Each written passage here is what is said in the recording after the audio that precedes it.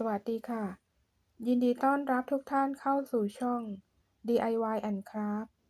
วันนี้เรามาทำต้นคริสต์มาสแบบที่2กันนะคะวิธีทำต้นคริสต์มาสก็เหมือนเดิมค่ะทำเหมือนใน EP ที่33และ EP ที่34นะคะสำหรับใน EP ที่35นี้เราจะมีวิธีประกอบต้นคริสต์มาสแบบใหม่นะคะโดยนำวัสดุอุปกรณ์ที่เรามีอยู่แล้วนำมาใช้ให้เกิดประโยชน์ค่ะ อุปกรณ์มีดังนี้ค่ะ ดอกกุหลาบคริสต์มาสใน EP ที่33ต้นคริสต์มาสใน EP ที่34ไม้ไผ่ยาวประมาณ9เซนติเมตรตัดปลายแหลมนะคะ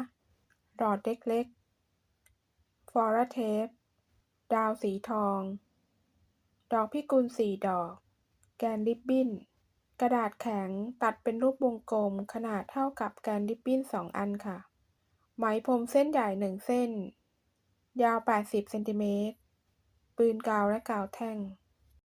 สำหรับดอกกุหลาบคริสต์มาสใน EP ที่33ใช้ริบบิ้นตาระฆังเบอร์2สีน้ำเงิน4 เส้น ยาว20เซนติเมตรพับครึ่ง สีน้ำเงิน4 เส้น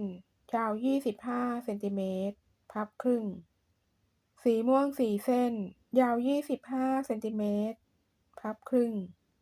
สีม่วง4 เส้น ยาว16เซนติเมตรสอดเข้าไป3เซนติเมตรวิธีทำดูใน EP ที่33นะคะ การทำต้นคริสต์มาสตัวอย่างในวันนี้นะคะ เราใช้ริบบิ้นสีน้ำเงินกับสีม่วงค่ะ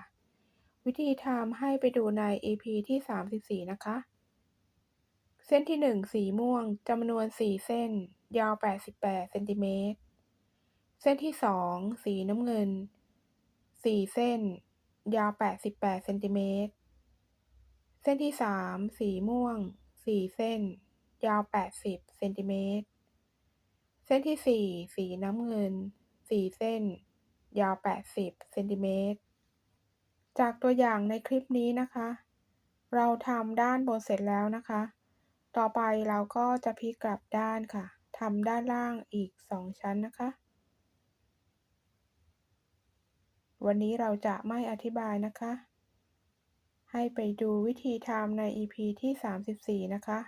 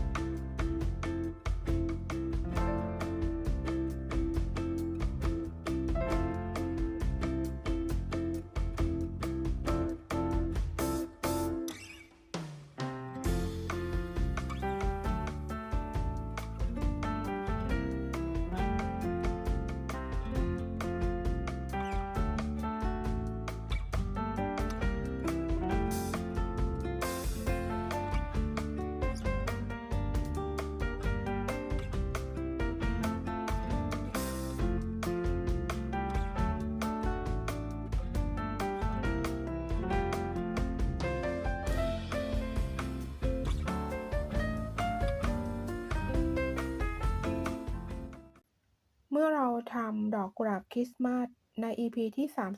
33และทำต้นคริสต์มาสใน EP ที่34ทำเสร็จแล้วนะคะเราก็จะนำมาประกอบให้เป็นต้นคริสต์มาสกันนะคะเริ่มต้นด้วยการนำไม้ไผ่หรือไม้เสียบลูกชิ้นนะคะตัดความยาวประมาณ9เซนติเมตรตัดปลายแหลมแล้วพันด้วยฟอร์เทปสีเขียวค่ะตรงปลายแหลมไม่ต้องพันฟอร์เทปนะคะ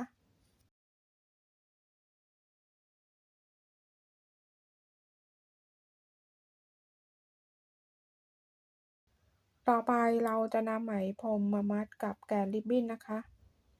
นำไหมพรมเส้นใหญ่ยาว80เซนติเมตรนำมาพับครึ่ง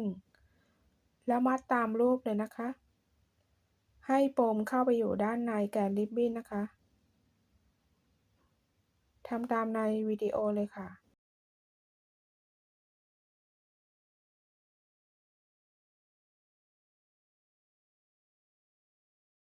แล้วสอดไหมพรมออกด้านนอกด้านซ้ายและด้านขวานะคะเสร็จแล้วก็สอดลงตรงกลาง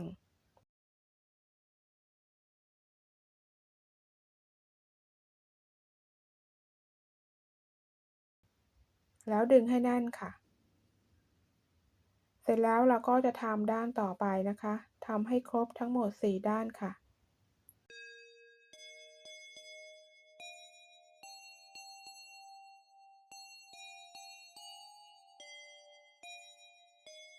Oh, Christmas tree, oh, Christmas tree, you stand in splendid beauty. Oh, Christmas tree, oh, Christmas tree, you stand in splendid beauty. Your branches green in summer's glow, and evergreen in winter snow. Oh, Christmas tree, oh, Christmas tree, you stand in splendid beauty. Oh, Christmas tree, oh, Christmas tree, you stand in splendid beauty. Oh, Christmas tree, oh, Christmas tree, you stand in splendid beauty. เมื่อเราทำครบแล้วนะคะเราก็จะมัดไปเรื่อยๆทั้ง4ด้านค่ะ Your branches green in summer's glow, and evergreen in winter snow. Oh, Christmas tree, oh, Christmas tree, you stand in splendid beauty. Oh, Christmas tree, oh, Christmas tree, you stand in splendid beauty. Oh, Christmas tree, oh, Christmas tree, you stand in splendid beauty. Your branches green in summer's glow, and evergreen in winter snow. Oh, Christmas tree, oh, Christmas tree, you stand in splendid beauty. เมื่อเรามัดเสร็จแล้วเราก็จะมัดด้วยเงื่อนตาย2ครั้งค่ะ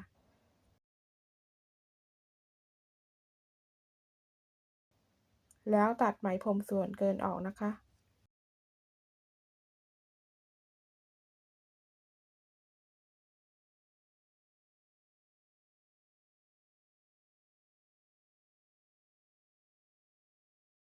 ขั้นตอนต่อไปนำหลอดมาเสียบเข้าไปที่ไม้สีเขียวนะคะแล้ววัดความยาวโดยรวมประมาณ10เซนติเมตร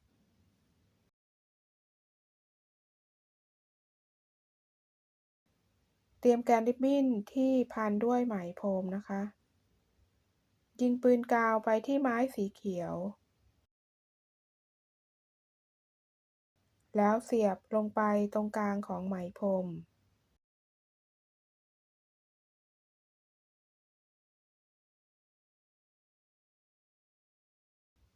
ยิงกาวไปที่ไหมพรมทั้งด้านล่างและด้านบนรอให้กาวแห้งค่ะ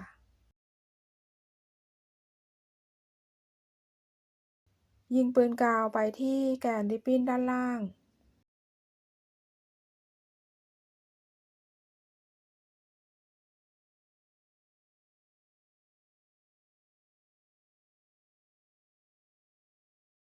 แล้วนำกระดาษแข็งวงกลมนำมาติดให้แน่น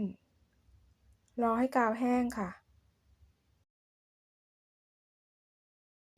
เสร็จแล้วเราก็จะยิงปืนกาวไปที่แกนริบบิ้นด้านบนนะคะ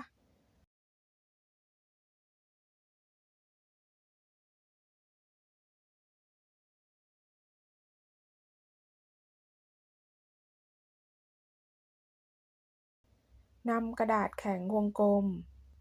โดยที่เราเจาะรูตรงกลางไว้แล้วนะคะเสียบลงไปแล้วติดกาวให้แน่นรอให้กาวแห้งค่ะยิงปืนกาวไปที่ดอกพิกุลนะคะแล้วนำไปติดที่แกนริบบิ้นทั้ง4ด้านค่ะ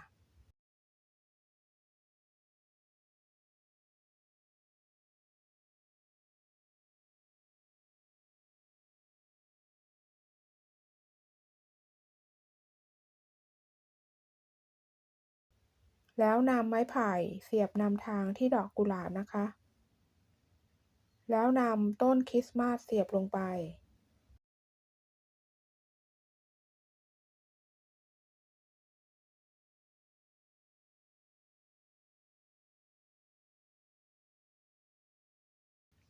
เสียบดอกกุหลาบลงไปที่ยอดของต้นคริสต์มาสนะคะ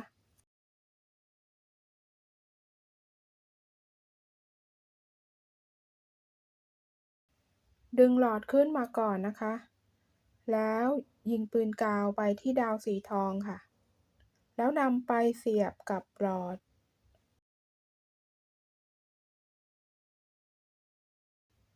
แล้วยิงปืนกาวไปที่ไม้นะคะนำหลอดที่มีดาวเสียบลงไปแล้วดึงดอกกุหลาบขึ้นมาดึงขึ้นมาก่อนที่กาวจะแห้งนะคะจัดให้ด้านหน้าของดาวให้ตรงกับปลายแหลมนะคะ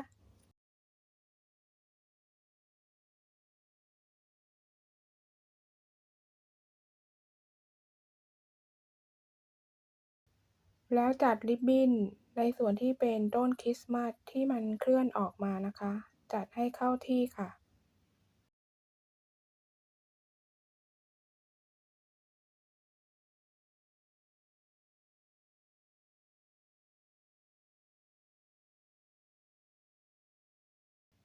แล้วยิงปืนกาวไปที่ด้านล่างของดอกกุหลาบแ